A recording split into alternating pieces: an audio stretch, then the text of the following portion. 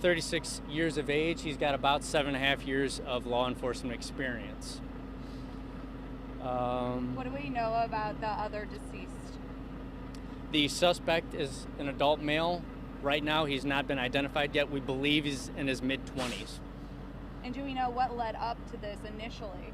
A call for service for a stranded motorist on the highway. And again, as soon as that officer parked, he gets out of his car and that suspect exits the vehicle and begins to shoot at him. Again, the officer was struck multiple times, including at least once in the vest, and the suspect was shot multiple times also. Who called to report this vehicle stop? That's a good question. That's going to be a vital witness. Hopefully we can get in touch with him or her as soon as possible. And that also leads me to another good point. Thank you, Abby. Obviously, we're on Highway 44. We're on the inner part, so it's very possible that people traveling not only westbound but eastbound also saw something that happened here tonight. No matter how big or small, it's very important that they contact us or Crime Stoppers as soon as possible so we can understand their perspective of the incident. There looked like there was another sedan backwards on the highway. Was that at all involved in this incident? No. Okay. And so what is the condition right now of the officer? You said he put a tourniquet on himself. Yes. Where exactly was he hit, and what are the extent of his injuries? Multiple times. Thankfully, he is in stable condition at a local hospital. Can you talk? I mean, that's pretty incredible to be able to put a tourniquet on yourself. I mean, fast while this whole, I'm sure traffic's still going. I mean, talk about that situation. Well, it sounds like he's the real deal. I don't know if I would have everything firing on all cylinders in such a life or death moment. Thankfully, he was aware of that. Thankfully, he was able to apply that tourniquet. Thankfully, he had a second officer there that expedited his arrival to the hospital.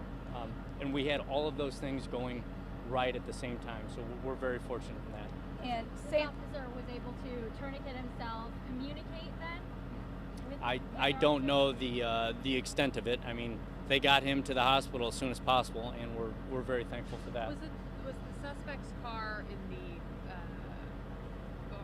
fastest lane? I'm sorry. Yeah, the fast lane or the inner lane, almost up against the median. I believe that vehicle, when it was called in, it was somehow either disabled or something, stationary on that median with his lights flashing. And Anybody else in the car, in the suspect's car? No, we believe he is the sole occupant of that vehicle. And obviously, this is a scene that's on in the middle of a highway. You have St. Louis County Prosecuting Attorney Wesley Bell out here. There was some rain out here. You're dealing with a lot of space and some weather conditions as well. How has that all played a role in this? Well, first I want to commend not only the responding officers, but also St. Louis County, who's also been processing this scene. They're doing a phenomenal job. The cooperation between the departments is exemplary, as we would expect.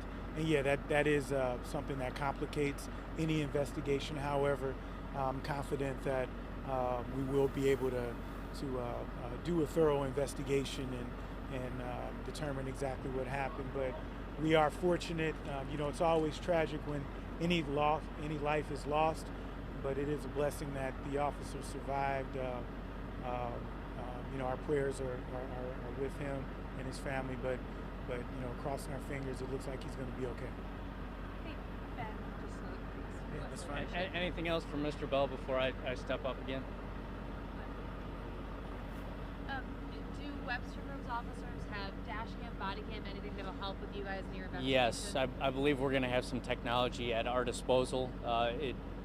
It should be very valuable as this investigation progresses. So the officer believed it was a stranded motorist?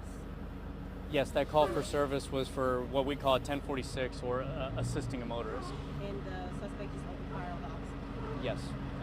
There is only one person that would speak to that decision-making process. And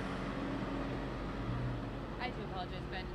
Could you sort of recap a little bit that 911 call and then kind of as the officer arrived as we were having some microphone issues? At or around 8:20 p.m., the Webster Groves Police Department received a call for service for a 1046 or assisting a motorist. Two officers responded, both in marked vehicles, both uniformed. One officer was the primary responder, and he pulls up close to the vehicle. That second marked car is further back. That's for traffic control purposes, so that way they can conduct it as safely as possible.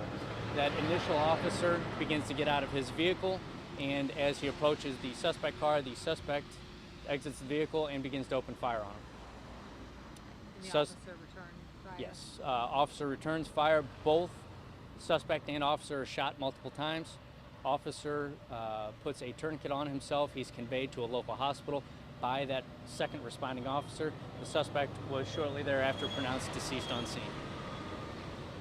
The suspect's still there. All right. The investigation is continuing. You just got a live And you update said there that the from fact Ben that the Grando second with the car St. comes up, Louis the second County police car. That is just typical traffic control purposes, or were there any other things that made you say?